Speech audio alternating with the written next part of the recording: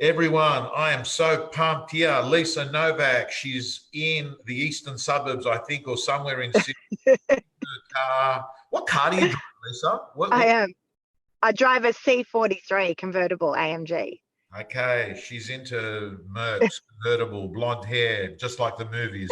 Um, so, guys and girls, you see Lisa a lot on social. You don't see her that much with me interviewing her. Quick 5-minute interview, a public acknowledgement to Lisa Novak, who last night won the award, REB Innovator of the Year. And so firstly, congratulations, Lisa. It is a good award. Thanks, Tom. It's a really, really good award. Yeah, it's an important award. They're all important, but this one in particular, I'm very proud of it. Thank you. So before I came on, I Googled the word innovate in a modern dictionary. And in a modern dictionary, it says, make changes in something established, especially by introducing new methods, ideas, or products. And then goes on to say, another dictionary says, it's introducing something new, especially a product. And I thought to myself, that is in sync, because that's what you did. You were in real estate for this is like, I remember when I first met you, you were going from office management into sales or something like that. You're running the business, you're running the office in a more administrative role, but you didn't go off and do what a legacy business does. You did something else and you made yourself vulnerable, because whenever you do something new, you actually put yourself out there, and some people will say it won't work. It doesn't happen in our market, or and then after they sort of deny it, then oops, you've come offline. I'm sorry. That's all right. Sorry. Then what happens, Lisa? After the denial, sometimes there's a bit of jealousy, right? Then they think, hang on a second, this thing's becoming mainstream, right? It's the way it's done.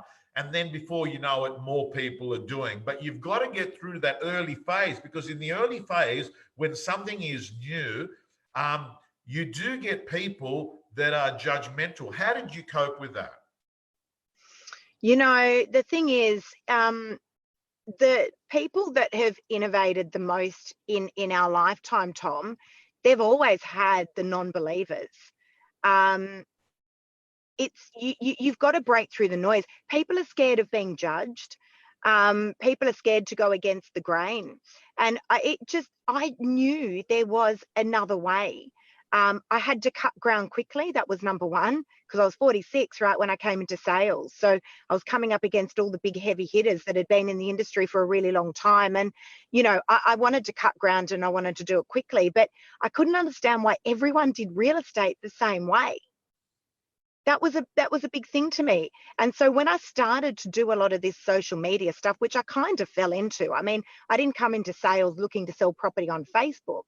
But when I started, I was told by so many people, Lisa, no, you don't do real estate that way.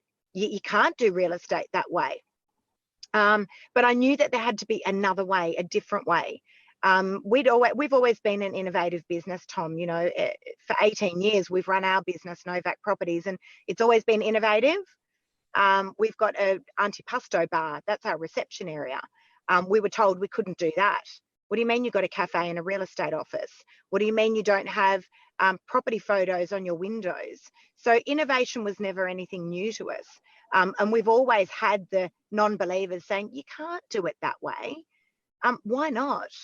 If it's something that you truly believe in and it resonates with you, and you believe that it's going to help people, what's stopping you? I like that. And I think the issue is, using that dictionary, Lisa, innovate, to do something new. The new thing that you did was you went along and you said to an owner, hey, this is different. Let's try this. You made it easy for them to say yes. And contrary to a lot of people believe, I mean, after a period of time, if you're not getting the engagement and results you want, you then go mainstream, right? So 100%. You know, that is your model. You know, a lot of people think, oh, no, you've got to actually be on the portals. I mean, there's a lot of your stuff that is actually on the portals when it's not transacted. I think in about what, 2 weeks? Is it, or 1 to 2 weeks? Yeah, 2 weeks. So I give it now. I give my plan A, the whole social media $0 marketing. It's 2 weeks, and then that's it. We've done our time there, and then we'll look at going on to the real estate portal after that. Okay, quick question, because all I want to suss out, you know, when I see one of these videos that flies onto my timeline from you at a property, can I ask Yes. you, have you rehearsed in your head what you're going to say in that video? No, definitely not. We don't need to rehearse this stuff. It's stuff that we know. We're real estate agents selling a property. So, and actually it's better when it's more authentic as well. Sometimes you'll see me, I'm getting out of my car and I've turned that video camera on. It's better that way. Do it on the hop. If we have time to think about stuff, I think sometimes we can overthink it. During a video, do you change front back facing camera by revert? Do you show a bit of the property then show you? How do you do it? No. So I face the phone, the camera toward myself. So that's the back of my phone. I'm facing it towards myself. And then I'm turning the camera around. And the reason I do that is you actually lose engagement with people if you're swapping and changing the camera around all the time. It's hard to watch. So what do? You turn your phone around? Is that what you So said? the phone's facing, yes, phone's facing towards me. Yes. And then I'll turn the phone around to the property, as opposed to flipping the camera around, because you lose engagement with your audience. It's not fun to watch it that way. And what do you reckon you do? Do you do a minute or 2 minutes or 3? Have you worked out a time or? Yep, I like to keep it to 60 seconds. Some properties are big and it's hard to get through them in that period of time, but 90 seconds max. That's enough. We don't have an attention span, Tom. You've got about 3 seconds to grab someone's attention, and a lot of agents will use that just doing an intro on themselves. Don't worry about it. They're on your channel. They know who you are. So just get to it. Congratulations, outstanding. Thank you. I hope that anyone that has got an idea goes through the phases. I think it was Gandhi that said it.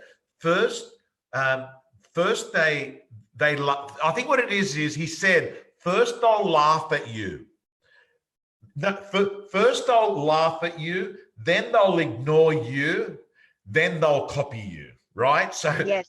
So there is there is this thing, and it takes courage, because as human beings, judgment is something that's not normal to us. It's not, we're not normal wanting to be on audition to other people's lives. But on the same token, if you try and fit in, you become no one to anyone. 100%. And you know what else, Tom? No one actually got innovation a few years ago. People are like, what is this word innovation? But, you know, we've gone through an innovation boot camp, right? It's called COVID. So people get it. Those that didn't believe that they needed to innovate 3-4 months ago certainly believe it now. And, you know, look, I've got a great saying as well. If the rate of change on the outside of your business exceeds the rate of change on the inside of your business, you're in trouble. Love that. And on that point, I'm going to wish you a good Friday. I hope you go have a nice afternoon somewhere. Thank you. Thanks, Tom. Thank you so much.